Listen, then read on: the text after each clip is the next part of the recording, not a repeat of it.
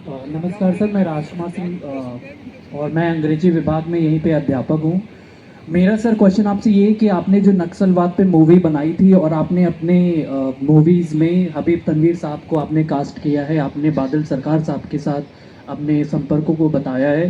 तो क्या वो जो आपने नक्सलवाद पे पिक्चर बनाई थी, तो क्या कहीं बादल सरकार से या हबीब तनवीर से जो नया थिएटर और थर्ड थिएटर से बिलोंग करते थे, कहीं उससे तो इन्फ्लुएंस नहीं थी? क्योंकि हबीब तनवीर साहब छत्तीसगढ़ के फोक थिएटर्स पे बहुत काम किए हैं और बादल सरकार ने ऐसे कई सिनेमा को ज़्यादा तवज्जो दी है। सर, दूसरा छोटा सा प्रश्न इसमें और ऐड करता हूँ कि जैसे अगर आज के यूथ के शूज़ पे अगर आपको कोई सिनेमा बनाना हो, कोई मूवी बनानी हो, तो आप कौन सा ऐसा सब्जेक्ट चुनेंगे जिससे आज के यूथ थोड़ा सा सही दिशा में मुड़ जाएं? क्योंकि मैं खुद यूथ से बिलोंग करता हूँ, यूथ कम्युनिटी से। Thank you. अच्छा टीचर वो होता है, बादल सरकार और हबीब तनवीर को मैं गुरु सा मानता हूँ, जो आपका दिमाग खोल देता है, आपको सोचना सिखाता है आपको। और मैं तो टीचर का बेटा हूँ, आपको अवगत कराता है चीज़ों से, आपको मजबूर नहीं करता एक पर्टिकुलर दिशा में, और वो मानता है कि टीचर और स्टूडेंट की एक डायनामिक रिलेशनशिप होती है, एक आदान प्रदान होता है। तो गुरु भी कुछ कुछ सीखता है टीचर्स स्टूडेंट से हमेशा। अच्छा जो ग्रो करता है टीचर वो ऐसा होता है। तो ये लोग ऐसे कुछ थे और मेरे अभी बहुत ज़्यादा इन्फ्लुएंस रहा होगा मेरी समझ में। बादल दा का तो बहुत ही ज़्यादा है। बादल दा अगर नहीं होते मेरी ज़िंदगी में तो मैं आदत, उन्होंने तो मेरा दिमाग खोला, एक छोटे शहर के थोड़ा सा दबे हुए लड़के को थोड़ा आज़ाद किया, बहुत कुछ किया उन्होंने मेरे साथ। I am very grateful to Badal सरकार। आप रमेश जी से शायद मुझे सागर में देखा था, तो उस लड़के को जो उन्होंने देखा था और उसके बाद का लड़का में फ़र्क है, वो फ़र्क काफ़ी बादल है। Hello sir. मैं इसके बाद सिर्फ कोई एक फिल्म मैं नहीं बोल सकता जो मैं बनाना चाह रहा हूँ, लेकिन मैं इस वक्त एक फिल्म बना रहा हूँ, एक सीरीज बना रहा हूँ, जो जेपी मूवमेंट के दौरान जो लोग उसमें एक तरह के वर्लपूल एक जो मूवमेंट था उसमें भाग लिया था, तरह तरह के लोग थे, उनमें रमेश दीक्षित भी एक थे। तो उनसे भी बातचीत करके मैं बहुत कुछ लिखा है इस पर। एक अब वो यूथ का एक वो आखिरी जनरेशन था जो बोलता था कि life is not about loving your parents only, life is about sometimes confronting you. आप कभी कभी सवाल, तो ये लोग तमीज से सवाल पूछते थे, तमीज से डिसेंड करते थे, वो हक था माना जाता है। तो वो आखिरी जनरेशन था जिसमें सोचा मेरे सिवाय मुझे समाज का भी कोई दायित्व है, मुझे सिर्फ अपनी नौकरी जो मैं है उस पर नहीं है सिर्फ जोर देना, बल्कि मेरा कोई लार्जर रोल है। जो विरासत में जो हिंदुस्तान मिला था उनके जनरेशन को, उससे उन्होंने एग्रीमेंट में नहीं थे वो नायब फाकी में, तो उन्होंने रिजेक्ट किया वो हिंदुस्तान जो विरासत में इनको मिला था, या कम से कम उससे मतभेद था, तो उस हिंदुस्तान से सवाल किया। तो मैं उस सवाल को इस सीरीज बना के उस सवाल को वापस लाना चाह रहा हूँ कि आज के यूथ का हक है सवाल पूछने का। आप कोई भी चीज मानो ना, आप सवाल पूछो, आप पता करो। ये व्हाट्सएप यूनिवर्सिटी तो बिल्कुल ही मत जाओ। ऐसा नहीं कि व्हाट्सएप में कोई खराबी है, आपको कोई इंफॉर्मेशन मिले, कि 4 जगह से चेक करो। और हमेशा कोई बड़ा है, मतलब एक एक शेर है जिसको मैं मिसकोट करता हूँ, उसको एग्जैक्ट अब तो मैं भूल भी गया ओरिजिनल, लेकिन मैं ऐसे करता हूँ कि तमीज़ में मेरा सर झुका हुआ होगा, मैं सजदे में नहीं था, आपको धोखा हुआ होगा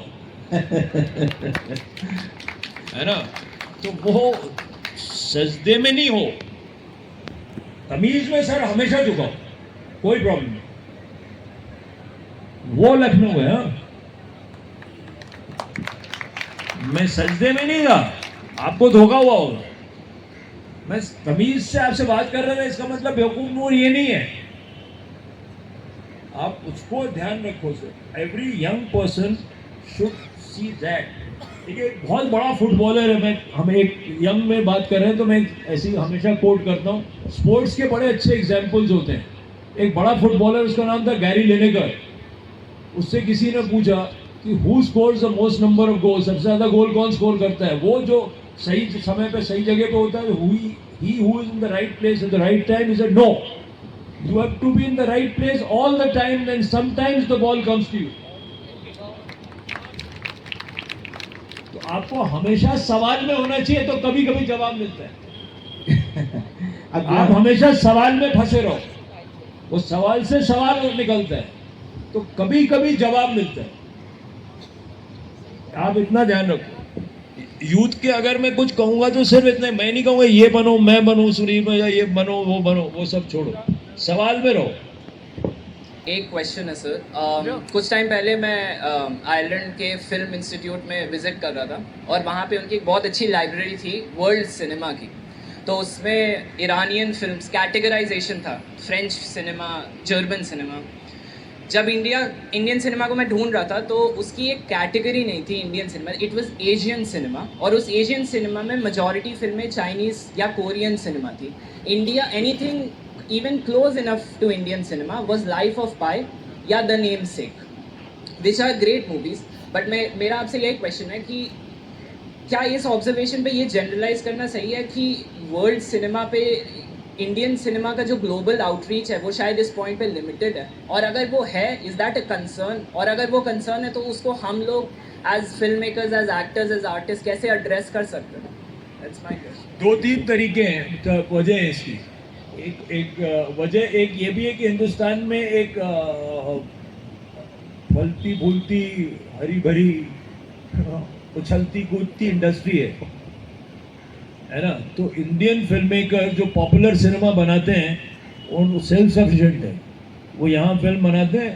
तो राजा मौली के लिए एक ऐसे एग्जाम्पल दे रहा हूँ, बाहर का सिनेमा, बाहर का जो बिजनेस है वो बोनस है उसका। अब जैसे South Indian cinema self sufficient है, उसकी खुद की ऑडियंस। एक फिल्म अभी बनी Manjummel boys, it has done some 100 crores, Malayali film, it done 100 crores in some 3 weeks। So एक वजह ये है। लेकिन वो जब सेल्फ सफिशिएंट होता है हिंदुस्तानी सिनेमा, तो हिंदुस्तानी एक इडियम है, एक कहानी सुनने का एक अंदाजे बयां है, वो अंदाजे बयां नहीं सूट होता साउथ वेस्ट में।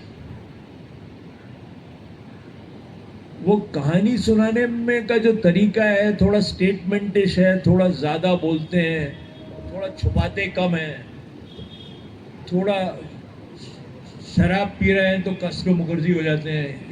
ये मतलब एक परफॉर्मेंस का एक अंदाजे बयां जो है ना, कहते थे कि गालिब का अंदाजे बयां और, तो जो हमारे यहाँ अंदाजे बयां है वो वेस्ट को सूट नहीं करता। तीसरा, and I'm very strong about this, you know, and some my left friends get upset when I say this, that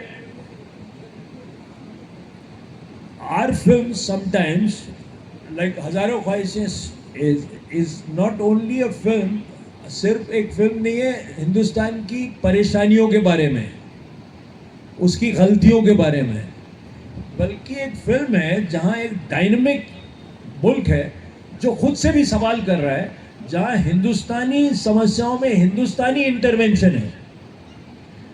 तो उनको इस तरह का सिनेमा चाहिए जहां सिविलाइजेशन है ही नहीं, तभी तो आप गाजा को बॉम्ब कर सकते हो, तो वहां तो कुछ है ही नहीं। तो हिंदुस्तान बेहतर है बहुत, और हम नहीं ज्यादा पॉपुलर हो वहां पे तो अच्छा है, क्योंकि हम जो है अपने सवालों पे।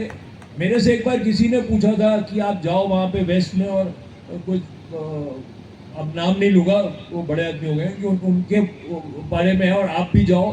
तो जो बड़े आदमी आने वाले थे उनको वहाँ के लेफ्ट वाले स्टूडेंट्स ने मना कर दिया कि ये नहीं आ सकते, तो मैंने भी मना कर दिया। मेरे से न्यूयॉर्क टाइम्स पूछता है कि आप हिंदुस्तान को क्रिटिसाइज करो, मैं नहीं करता, मैं नहीं करूँगा, जबकि मैंने अफवाह बनाई ना। तो I am the only film maker in Bombay was asked question, actually you didn't go and see it. तो प्रॉब्लम मेरी नहीं, आप लोगों की है। अब आप लोग नहीं देखो मैं क्या करूं, लेकिन मैंने सवाल पूछा, लेकिन अमेरिका में जाके मैं हिंदुस्तान को नहीं क्रिटिसाइज करूंगा, सीधी बात है। तो why should I thirst for, या भीख क्यों मांगू तुम्हारे उसकी अप्रिसिएशन की, है ना? Which is not to say that we are making all great films and we shouldn't improve. ऐसा भी नहीं है, वो तो हमेशा एक होते ही है मुमकिन, और बनानी भी चाहिए। और हमारे यहाँ जो पैसा जो है, पैसा वाला जो है ना हमारे यहाँ, माफ करना, वो बहुत शॉर्ट साइटेड है।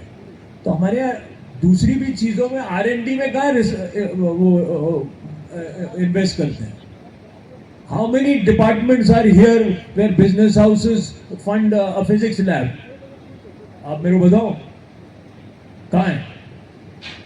So, एक Hindustan will reach a point where सारे पेटेंट तो बाहर होंगे। If we don't invest in our own genius, then our genius all travels abroad and all our patents will be there only. फिर मत रोना। तो हमारे यहाँ जो प्राइवेट पब्लिक जो पार्टनरशिप है, जैसे if you go to American universities, you will have 500 donors, this department set up by this department, this research set up by this। हमारे कहाँ है? तो वैसे हमारे यहाँ आर्ट को एक बार चर्चिल तो बहुत ही कंजर्वेटिव आदमी था, उससे बोला आर्ट्स का जो बजट है कम करो, सरकार क्यों खर्च करे? तो उसने बोला फिर हम ये what are we fighting all these wars for? आप एक सिविलाइजेशनल आइडिया है ना, चर्चिल का बहुत खराब सिविलाइजेशनल आइडिया भी था हिंदुस्तान को लेके, वो एक अलग खेल है। I'm just saying that even a conservative man like Churchill spoke like that, है ना? तो हमारे यहाँ तो इन्वेस्ट ही नहीं करते। हमारे यहाँ सरकार बोलती है एक बार एक मिग हवा में उड़ता है, उसका खर्चा बराबर होता है पूरा आर्ट सिनेमा की सब्सिडी को। फिर बोलते हैं ज्यादा। तो हमारे यहाँ बहुत प्रॉब्लम है जो investment in the future.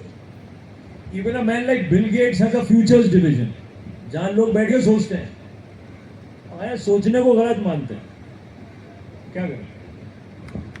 Thank you.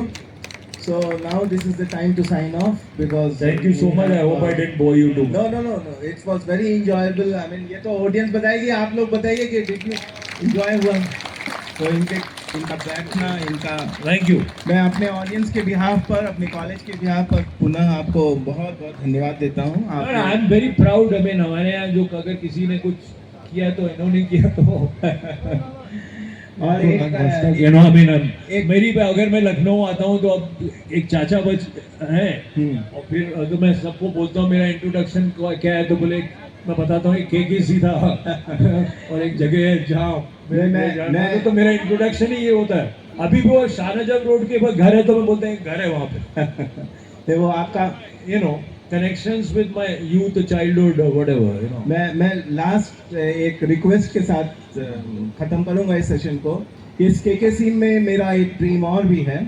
मैं film and media study centre बनाना चाहता हूं, जिससे आप जिसको सपोर्ट करें फंड में। और मैं ये चाहता हूं कि आज आप हमको प्रॉमिस करें तो हम लोग अपने इस लाइन पे प्रपोजल दें और आपको दें थ्रू हमारे अध्यक्ष जी, जिसमें एक इस कॉलेज का एक बहुत बड़ा। मैं आपको और सजेशन देता हूँ, आप शुरू में राइटिंग और एडिटिंग का कोर्स डालिए बस। हाँ, वो थोड़ा उसमें it's not that equipment intensive.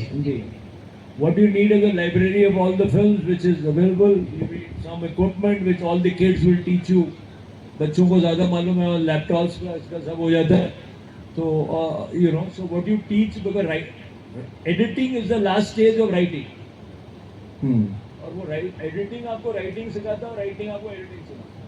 तो वो आप अगर पहले वो कोर्स करें फिर धीमे धीमे उसको बढ़ाएं। और क्या यहाँ पे डायलॉग यूपी में और थोड़ा राइटिंग का वैसे भी एक चलन है ना, तो आप उस आदमी, उस कहानीकार को तकनीक सिखाएंगे, आप फिल्म टेक्निक सिखाएंगे। तो आप जब बोलो मैं आ जाऊँ, मैं हूँ यहाँ पे अप्रैल से लेके जून तक लखनऊ कानपुर में, मैं फिर किसी एक दिन आ जाऊँगा।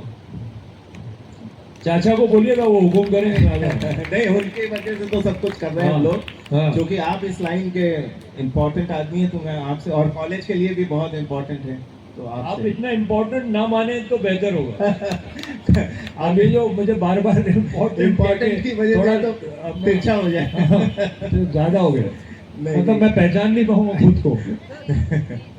एक अब समय, हमारी सीमा समाप्त हो रही है। एक सवाल हमारे पूछ लो, पास क्या है? सर आपकी कॉन्फिडेंस का राज क्या है सर? आपके कॉन्फिडेंस का राज। And attitude? खानदान। एटीट्यूड। खानदान, लोग जिस परिवार से आता हूँ उसमें सब में यही एटीट्यूड है। ऐसा कोई मेरे में कोई खास है वैसा हाँ, बोलिए। खास है नहीं। आपने और ऐसे, इससे- अगर आपने एक आदमी थे उनका नाम था SS मिश्रा, उनको देखा होता तो आपको पता लगता कि कॉन्फिडेंस क्या होता है। हाँ। और मैं तो फिर भी बहुत सीधा सा आदमी हूँ। सर, एक ग्रुप फोटो हो जाए सुधीर जी के साथ।